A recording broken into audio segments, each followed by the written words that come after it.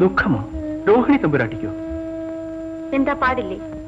ജീവിതത്തിൽ വേണ്ടതെല്ലാം വേണ്ടുവോളമുണ്ട്. പണം, പ്രതാപം എല്ലാം ശരിയാണ്. എന്നിട്ടും ഇന്നെന്റെ മനസ്സിന് ദുഃഖമാണ്. ഏത് സുഖവും വാങ്ങുവാനുള്ള പണം തമ്പുരാട്ടിക്കുണ്ടല്ലോ. പണം കൊണ്ട് വാങ്ങാൻ പറ്റാത്ത ഒന്നുണ്ട്. ഹേയ്, ഒന്നുമില്ല. ഉണ്ട്. അതെന്താ? സ്നേഹം. പണം കൊണ്ട് വാങ്ങാൻ പറ്റാത്ത ഒന്നാണ് സ്നേഹം. എനിക്കിന്ന് വേണ്ടതും അത് മാത്രമാണ്. തമ്പുരാട്ടി ആരെങ്കിലും സ്നേഹിക്കുന്നുണ്ടോ? അവിടെയാണ് എന്റെ പരാജയം. എങ്ങനെ? ഞാൻ സ്നേഹിക്കുന്നയാൾ അത് മനസ്സിലാക്കുന്നില്ല. ആ ആളിനോട് തെളിച്ചു പറയണം. പറഞ്ഞാൽ എല്ലാം നേരെയാകും. തമ്പുരാട്ടി സ്നേഹിക്കുന്നു എന്ന് പറഞ്ഞാൽ തുള്ളിച്ചാറാത്ത വല്ല ഏപ്യനുമുണ്ടോ? അപ്പോൾ തെളിച്ചു പറയട്ടെ. അതാ നല്ലത്. ഞാൻ ജയനെ സ്നേഹിക്കുന്നു. തമ്പുരാട്ടി? അതെ, ജയന്റെ സ്നേഹത്തിനപ്പുറം എനിക്കൊന്നും ആവശ്യമില്ല. ഞാനൊരു പാവമാണ്. തമ്പുരാട്ടി എത്രയോ ഉയർന്നത്. ഞാൻ സ്നേഹിക്കുന്നത് എന്റെ ജയനെയാണ്. പറ്റില്ല തമ്പുരാട്ടി. ഇത് തൽക്കാലം തോന്നുന്നൊരു... അല്ല, ഒരിക്കലുമല്ല. എന്നും എന്നേക്കും ഈ സ്നേഹം എനിക്കുണ്ടാവും. മരണം വരെ എന്റെ മനസ്സിൽ ഇത് ഉറച്ചിരിക്കും. ജയൻ എന്നെ സ്നേഹിച്ചില്ലെങ്കിൽ എനിക്ക് ജീവിതമേ വേണ്ട. എന്നാലും എന്റെ സ്നേഹത്തിന് ഒരു കോട്ടവും ഉണ്ടാവില്ല. ഈ ജന്മത്തിലല്ലെങ്കിൽ അടുത്ത ജന്മത്തിലെങ്കിലും എനിക്ക് ജയന്റെ സ്നേഹം കിട്ടും. ഞാൻ അതുവരെ കാത്തിരിക്കാൻ തയ്യാറാണ്. രോഹിണി സ്നേഹിക്കുന്നത് എന്നെയാണോ എന്റെ സംഗീതത്തെയാണോ? ആദ്യം സ്നേഹിച്ചത് സംഗീതത്തെയാണ്. പക്ഷെ ഇപ്പോ സ്നേഹിക്കുന്ന ജയനെയാണ്. മറ്റേതൊരു ചെറുപ്പക്കാരനായിരുന്നെങ്കിലും ഇങ്ങനെ ചിരിക്കുമായിരുന്നു. പക്ഷേ എന്റെ മനസ്സിൽ സന്തോഷമല്ല തോന്നുന്നത്, ഭയമാണ്. തമ്പുരാട്ടി ഒന്നുകൂടി ആലോചിക്കൂ. ഒന്നല്ല, പല പ്രാവശ്യം. പണം മോഹിച്ച് സ്നേഹം ഭാവിക്കുകയാണെന്നേ മറ്റുള്ളവർക്ക് തോന്നും.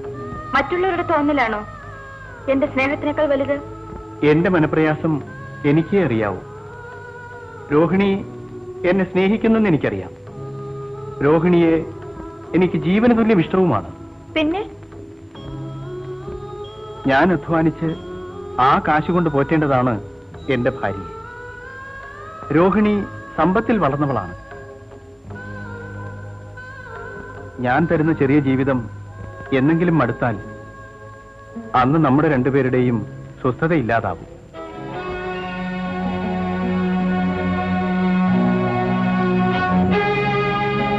ജയൻ പറയുന്നത് എനിക്ക് മനസ്സിലായി. ഞാൻ പണക്കാരിയായി ജനിച്ചു പോയത് എന്റെ കുറ്റമാണോ? ഈ സമ്പത്തെല്ലാം കളഞ്ഞിട്ട് ജയന്റെ കൂടെ വരാൻ ഞാൻ തയ്യാറാണ്. ജയൻ തയ്യാറാണോ? എനിക്ക് അല്പം സമയം വേണം. രോഹിണിയെ പോറ്റാൻ ഒരു ജോലി ഞാൻ നേടട്ടെ.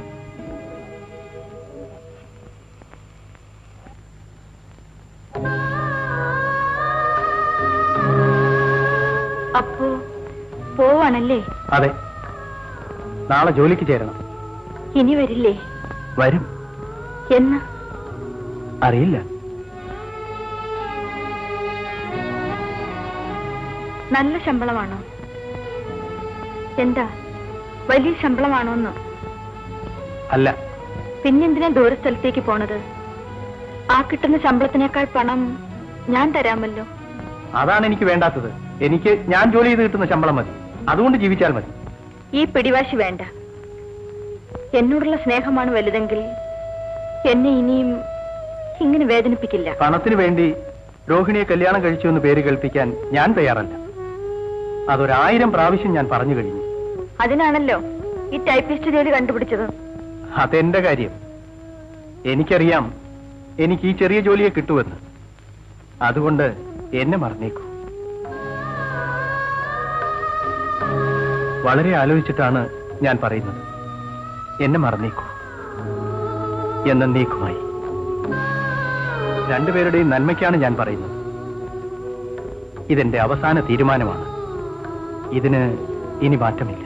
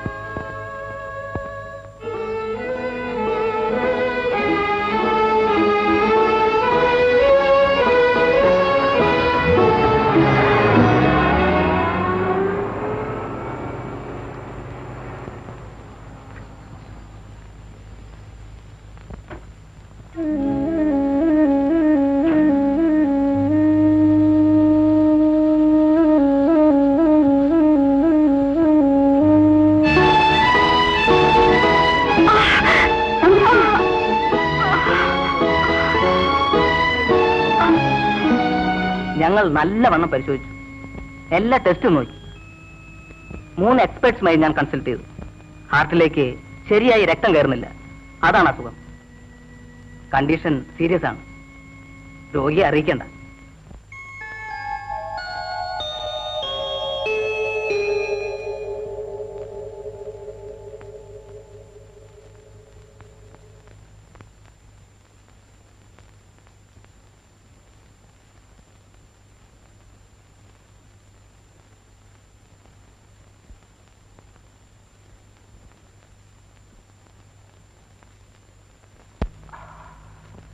गुजर गया वो जमाना जैसा जैसा. ജൽജെ, നിനക്ക് നാളെ ജോലിക്ക് ചേർന്നാ പോരെ? ഇന്നത്തെ രാത്രിയും കൂടി നമുക്ക് ഒരുമിച്ച് കഴിഞ്ഞിട്ട് പോകാം. എന്താ? പോരാ, ഇപ്പോൾ തന്നെ ചെല്ലാനാ പറഞ്ഞത്. ഇതൊക്കെ ആരാ വാങ്ങിച്ചെന്നേ? സുന്ദരേശൻ വക്കീലായിരിക്കും അല്ലേ? അല്ല, മഹാറാണി പണം തന്നു. അപ്പോ ആ ജോലിക്കാരും സുന്ദരേശൻ വക്കീൽ സമ്മതിച്ചോ? സമ്മതിപ്പിച്ചു. എങ്ങനെ സമ്മതിപ്പിച്ചേ? അതൊന്നും വിക്രമൻ അറിയണ്ട. ശരിയാ, അതൊന്നും ഞാൻ അറിയണ്ട. ഇനിയിപ്പോ ജലജയുടെ താമസം അവിടെ ആയിരിക്കൂല്ലേ? അമ്മായിയുടെയും ആ പേരക്കിടാവ് അശ്രീരത്തിന്റെയും കൂടി ഇല്ലേ? അതെ. അയ്യോ, ഞാൻ എന്ത് ചെയ്യും? ചോദിച്ച കേട്ടില്ലേ? ഞാൻ എന്ത് ചെയ്യും ജലജെ? എനിക്കറിയില്ല. കൈവിടൂ. It is paining.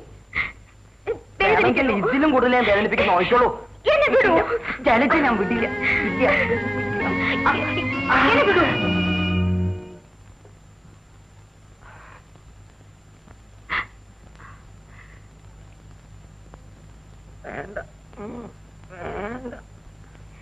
നീയും ആശ്രയം തന്നെയാ. അങ്ങനെ തന്നെയാ. നല്ല പെൺകുട്ടികള് ആണുങ്ങളെ തല്ലുവോ? നിനക്കാ വക്കീല് മതിയായിരിക്കും. ഞാൻ നിനക്കൊന്നും അല്ലല്ലോ. വിക്രമ, എനിക്ക് വിക്രമനെ പറഞ്ഞു മനസ്സിലാക്കാൻ പറ്റില്ല. പിള്ള വന്ന് പറഞ്ഞപ്പോൾ വിക്രമൻ എല്ലാം സമ്മതിച്ചതല്ലേ? നമുക്ക് വലിയ പണക്കാരാകാം. അപ്പോ ഇപ്പൊ ഞാൻ എന്ത് ചെയ്യണമെന്നാ ജലജ പറയണേ?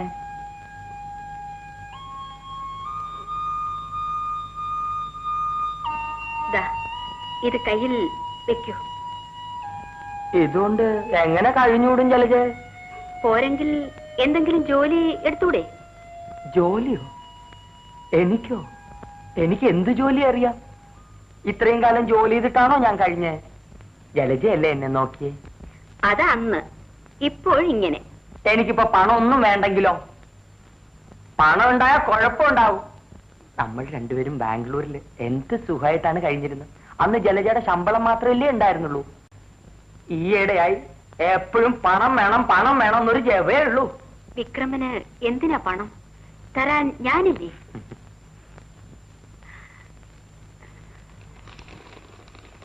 ബൈ.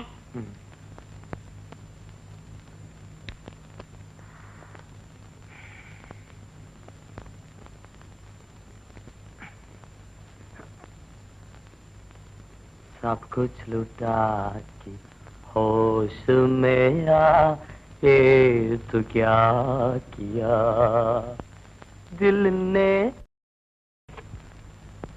Advocate Sundaresan speaking. വരുമ്പോ ഒരു 10,000 രൂപ ക്യാഷായി കൊണ്ടുവരണം. ക്യാഷോ? ചെക്ക് പോരെ? ചെക്ക് ബുദ്ധിമുട്ടാ. ക്യാഷായി തന്നെ കയ്യിലിരിക്കട്ടെ. അതെല്ലാ കാര്യങ്ങൾക്കും എളുപ്പമായിരിക്കും എന്നാ ജലജയും പറയണേ. ശരി, കൊണ്ടുവരാം.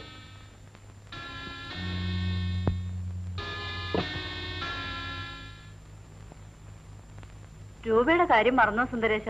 ഇല്ല, ഇതാ 10,000 രൂപയുണ്ട്. എനിക്ക് ഓരോ കാര്യത്തിനും പണം വേണ്ടി വരും. ചെക്കിലും സുഖം ക്യാഷാണ്. അതുകൊണ്ടാ. പക്ഷേ ക്യാഷ് അപകടമാണ്. ശ്രദ്ധിച്ചില്ലെങ്കിൽ പോകും.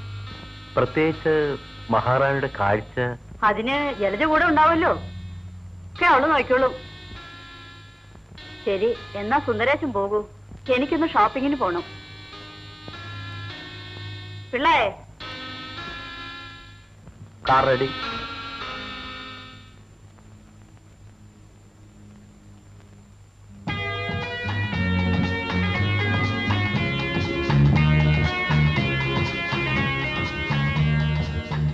ചേട്ടനെ കണ്ട് നന്ദി പറയണമെന്ന് ഞാൻ വിചാരിച്ചിരുന്നതാ. ഓ, നന്ദി ഒന്നും പറയണമെന്നില്ല. നമ്മൾ തമ്മിൽ എന്നാ കാണുന്നത്? കാണുകയോ? ഇപ്പോൾ കാണുകയല്ലേ? ഇതുപോരെ? അതുപോലെ വീട്ടിൽ വരണം. പിന്നെ പിന്നത്തെ കാര്യം പിന്നെ ആലോചിക്കാം. എന്നാണ് വരിക? ഇവിടെ നിറയെ ജോലിയല്ലേ, സമയം എവിടെ?